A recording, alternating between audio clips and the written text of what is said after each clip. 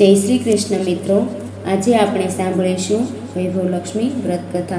જો તમને આ વિડીયો પસંદ આવે તો લાઈક કરજો અને ચેનલને પહેલી વાર જોઈ રહ્યા હો તો ચેનલને સબસ્ક્રાઈબ કરી લેજો, જેથી આવનાર વિડીયોની માહિતી આપ સુધી પહોંચી શકે. ધન્યવાદ. ઘરમાં એક સ્વચ્છ ખૂણામાં અગરતો ઓરડાના મધ્ય ભાગમાં ગાયનું ગોબર અને મૂત્રથી પ્રથમ તે જગ્યાને પવિત્ર બનાવવી. અગર ઓરડાના પથ્થર કે ટાઇલ્સ હોય તો ગૌમૂત્ર ચાટી ચોખ્ખા કપડાથી જગ્યાને સાફ કરી દેવી. પછી બને તો તે જગ્યા પર રંગોળી પૂરવી, તેમાંય સ્વસ્તિક અથવા સાથિયાનું ચિહ્ન જરૂર કરવું. ત્યારબાદ એક બાજોટ મૂકી તેના પર લાલ રંગનું વસ્ત્ર પાથરવું અને તેના એક ભાગમાં ચોખા અને બીજા ભાગમાં ઘઉં પાથરવા. બને તો ચોખા અને ઘઉં વર્તુળાકારે રાખવા અને પછી આગળ જણાવ્યા મુજબનો તાંબાનો કળશ, તેના પર શ્રીફળ અને નાગરવેલના પાન હોય તેને લક્ષ્મી સ્વરૂપ સમજીને માતા મહાલક્ષ્મીની સ્તુતિ કરવી અને કંકુ વડે કળશની પૂજા કરવી. ધૂપદીપ કરવા અને લક્ષ્મીજીનું પ્રાર્થના કરવી. આપના વ્રત થકી મા લક્ષ્મી જરૂર પ્રસન્ન થશે જ એવી શ્રદ્ધા કાયમને માટે મનમાં અવિચળપણે જરૂર રાખવી. વળી વ્રત ધારકે વ્રતના દિવસે મનને આનંદિત રાખવું. તેમજ ઘરમાં કલેશ કંકાસ થતો હોય તો તેને રોકવા માટે ખાસ પ્રયત્ન કરવો. ઘરમાં કંકાસ કલેશથી વ્રત ધારકે વ્રતનું ફળ કદી મળતું નથી, તેનું ખાસ ધ્યાન રાખવું. મહિનામાં 4 દિવસ તો આ વ્રત દરેકે કરવું જ જોઈએ. કેટલાક વર્ષો પહેલાંની આ વાત છે. એક શહેરમાં સુકેતુ અને સરલા નામે પતિ પત્ની સુખેથી પોતાનો જીવન સંસાર ચલાવતા હતા. સુકેતુભાઈ કોઈ મોટી પેઢીમાં ગુમાસ્તા તરીકે નોકરી કરતા હતા. ખાધે પીધે ખૂબ સુખી હતા, પરંતુ તેમનું સુખ સુકેતુભાઈના એક મિત્ર રણજીતથી ખમાયું નહીં. તેણે સુકેતુને પૈસાદાર થવાના સ્વપ્ન દેખાડવા માંડ્યા. સુકેતુએ શરૂઆતમાં એ બાજુ લક્ષ ન આપ્યું, પરંતુ એકવાર જુગારમાં બમણા પૈસા લાગ્યા ત્યારથી તેમને રસ પડવા માંડ્યો. સુકેતુ ધીરે ધીરે જુગારની લતે ચડી ગયો અને અધૂરામાં પૂરો મિત્ર રણજીતે દારૂની લતે એને ચડાવી દીધો. બસ ત્યારથી પનોતી શરૂ થઈ ગઈ. ધીરે ધીરે લક્ષ્મી પગ પર ચાલી ગઈ. વાસણ કુસણ રાસ રસીલું વેચાઈ ગયું. સુકેતુની નોકરી પણ છૂટી ગઈ. આ બધું થવા છતાં સુકેતુની પત્ની સરલા જરાય ચિંતિત ન થઈ. તે ખૂબ જ શ્રદ્ધાપૂર્વક પોતાના ઈષ્ટદેવને ભજવા લાગી. પોતાનો પતિ કહ્યું જરાય માનતો ન હતો, આથી તેને કંઈ પણ કહેવાનો કશો અર્થ ન હતો. એક દિવસ સરલા પોતાના ઈષ્ટદેવમાં મગ્ન બની તેમને પોતાના પર આવી પડેલા દુઃખને દૂર કરવા વિનંતી કરી રહી હતી. ત્યાં અચાનક બારણે ટકોરા પડ્યા. સરલાએ બાણ ઉઘાડીને જોયું તો એક સાધુ પુરુષ બારણે આવીને ઊભા હતા. આથી સરલા મૂંઝાઈ કે હવે આ સાધુને ભિક્ષામાં શું આપવું? ઘરમાં તો અન્નનો દાણો પણ નથી. ત્યાં અચાનક તેને યાદ આવ્યું કે પડોશમાં વાસણ કપડાનું કામ કરવા ગઈકાલે ગઈ હતી. ત્યાં તેણે 2 વાસી ભાખરીઓ મળી હતી. તેણે તે લાવીને સાધુને આપી દીધી. સાધુએ તેના ચહેરા સામે જોઈ પૂછ્યું, બહેન, તું બહુ દુઃખી હોય એવું લાગે છે. તારા ચહેરા ઉપરથી મને એમ લાગે છે કે તું 2 દિવસથી ભૂખી છે અને છતાં તે મને 2 ભાખરીઓ આપી દીધી. ધન્ય છે તારી સહન શક્તિને. સાધુની વાત સાંભળી સરલાની આંખોમાં આંસુ આવી ગયા. તેને મનમાં ખાતરી થઈ ગઈ કે આ કોઈ સામાન્ય સાધુ નથી, પણ કોઈ સિદ્ધ પુરુષ જણાય છે. આથી તેણે વ્યથિત હૈયે પોતાની વિતક કથા તેમને કહી સંભળાવી. સાધુ મહારાજે તેમની સઘળી વાત સાંભળી લીધા પછી કહ્યું, બહેન, સંસારમાં આધિ વ્યાધિ ને ઉપાધિ તો આવ્યા જ કરે, પરંતુ એમાંથી માર્ગ કરીને આગળ વધવું એ સંસારીનું કામ છે. જો સંસારી દુઃખ દરિદ્રથી હારી જશે તો કેમ ચાલશે?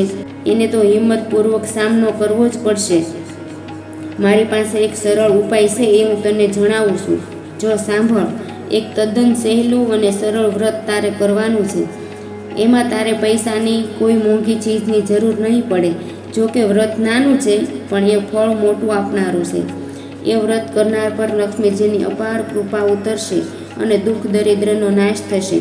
દર શુક્રવારે સાંજે સંધ્યા ટાણે સોનાની કોઈ વસ્તુ એક વાટકીમાં મૂકી તારા ઈષ્ટદેવ સામે ધરજે. એ વસ્તુની હળદર, કંકુ તથા લાલ ફૂલ ચડાવી પૂજા કરજે. ધૂપ દીપ કરી આરતી ઉતારી નૈવેદ્ય ધરાવજે. નૈવેદ્યમાં કોઈ વસ્તુ મૂકજે. ગોળ, સાકર અથવા કોઈ મીઠાઈ મૂકી શકાય. ત્યારબાદ પ્રસાદ અડોશ પડોશમાં વહેંચી સોનાની વસ્તુ એની જગ્યાએ મૂકી દેજે. બસ વ્રત પૂરું થયું.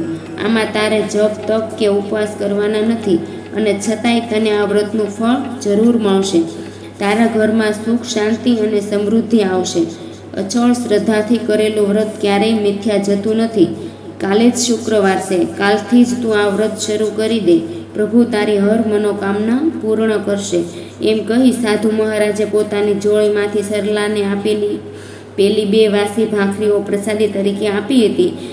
તેઓ પાછી આપીને જતા રહ્યા.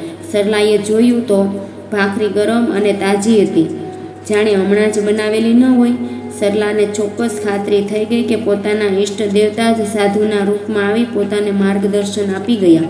આથી સરલાના આનંદનો કોઈ પાર ન રહ્યો. તેણે મનમાં દ્રઢ નિર્ણય કર્યો કે હું દર શુક્રવારે વ્રત કરીશ. આજે શુક્રવાર હતો. સરલા સવારથી જ આનંદમાં હતી. તે સાંજ પડવાની રાહ જોઈ રહી હતી. છેવટે સમય જતાં સાંજ પડી ત્યારે તેણે વ્રતનો આરંભ કર્યો.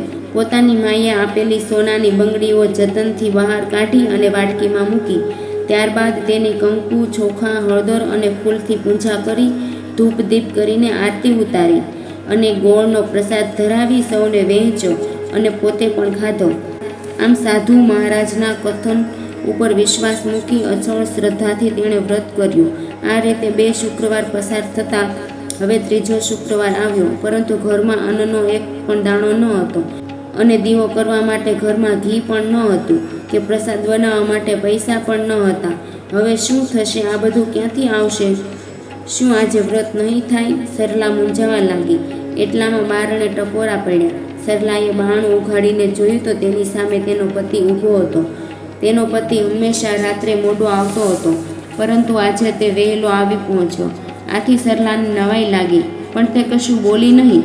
સરલાના પતિ સુકેતુને કંઈ બોલ્યા વગર પત્નીના હાથમાં પોતાનો પગાર મૂકી દીધો. થોડી વાર સુધી તો બંનેમાંથી કોઈ કશું બોલ્યું નહીં. આખરે સુકેતુએ અપરાધ ભાવે કહ્યું, સરલા, ગયા શુક્રવારે મને એક સ્વપ્ન આવ્યું. એક જટાધારી સાધુ મારી સામે ત્રિશૂળ ઉગામીને કહેવા લાગ્યા કે ખબરદાર, જો હવે ક્યારેય દારૂ પીધો કે જુગાર રમ્યો છે તો આ ત્રિશૂળથી તને વીંધી નાખીશ. જો તારે સુખી થવું હોય તો આ બધી કુટેવો તારે છોડવી પડશે. હું તો એ સાધુનું સ્વરૂપ જોઈને સાચે જ ડરી ગયો અને મેં બધું છોડવાનું કબૂલ કર્યું. બસ ત્યારથી જ મેં જુગાર રમવાનું છોડી દીધું છે. દારૂને હાથ પણ લગાડતો નથી. મારા શેઠ મારાથી નારાજ થયા હતા, તેમને પણ મેં મનાવી લીધા છે અને હું નોકરી પર ફરી પાછો ચડી ગયો છું. આજે મેં શેઠને વિનંતી કરી કે શેઠ, મારી પત્નીને શુક્રવારનું વ્રત છે, માટે મારે પૈસાની જરૂર છે. એટલે શેઠે તરત મને અગાઉથી આખો પગાર આપી દીધો અને એ લાવીને મેં તને આપી દીધો. હવે તારે જે કંઈ લાવવું કરવું હોય તે લાવજે. સરલા આ સાંભળીને ખૂબ ખુશ થઈ અને તેનો પતિ કુટેવમાંથી મુક્ત થયો અને નિયમિત નોકરીએ જતો થયો એ જોઈને તેને ખૂબ જ આનંદ થયો અને સાથે ખાતરી પણ થઈ કે ચોક્કસ 2 શુક્રવાર કરેલા વ્રતનો પ્રતાપ છે. ત્યારબાદ સરલાએ સાધુ મહારાજ પાસેથી સાંભળેલી વ્રતની બધી હકીકત કહી સંભળાવી. આથી પતિએ ખુશ થઈ પત્નીને તેના વ્રતમાં સહકાર આપવા માંડ્યો અને બજારમાંથી જોઈતી કરતી વસ્તુઓ લાવી વ્રત કર્યું. આમ ધીમે ધીમે સમય પસાર થતો ગયો, નિયમિત વ્રત થતું ગયું અને તેનો પ્રભાવ ધીરે ધીરે દેખાવા લાગ્યો. સુકેતુનો પગાર વધ્યો. દિવાળી આવી એટલે એક પગાર બોનસમાં મળ્યો. લક્ષ્મી વાસ કરવા લાગી, ઠરીથામ થઈને રહેવા લાગી. સુકેતુએ ખુશ થઈને સરલાને સોનાની 4 બંગડી ઘડાવી આપી, કપડાં લત્તા તથા વાસણ કુસણ લાવી આપ્યા. ઘરમાં 12 મહિનાનું અનાજ ભરી આપ્યું. આ બધું જોઈ પડોશીઓ વિચારમાં પડી ગયા. જ્યાં ખાવાના ફાફા હતા ત્યાં આજે લીલા લહેર શી રીતે થઈ ગઈ? આ પ્રશ્ન સૌના મનમાં ઘોળાવા લાગ્યો. પણ સરલાને આ બધું પૂછવું શી રીતે? પરંતુ એક વખત એ વ્રતની વિધિ કહી સંભળાવી. આ સાંભળી પડોશણો ખૂબ ખુશ થઈ અને તેમણે પણ એ વ્રત શરૂ કરી દીધું. વૈભવ લક્ષ્મી વ્રતના પ્રતાપે જેમ સરલા સુકેતુ સુખી બન્યા, તેમ તેમના પડોશીઓ પણ સુખી બન્યા. જે કોઈ અછળ અતૂટ શ્રદ્ધાથી આ વ્રત કરશે તેના પર મા લક્ષ્મીની સદાય કૃપા રહેશે. સુખ, શાંતિ, સંપત્તિ, સમૃદ્ધિ અને વૈભવ આપનારું આ વ્રત બહેનોને અવશ્ય કરવું જોઈએ. જય વૈભવ લક્ષ્મીમાં.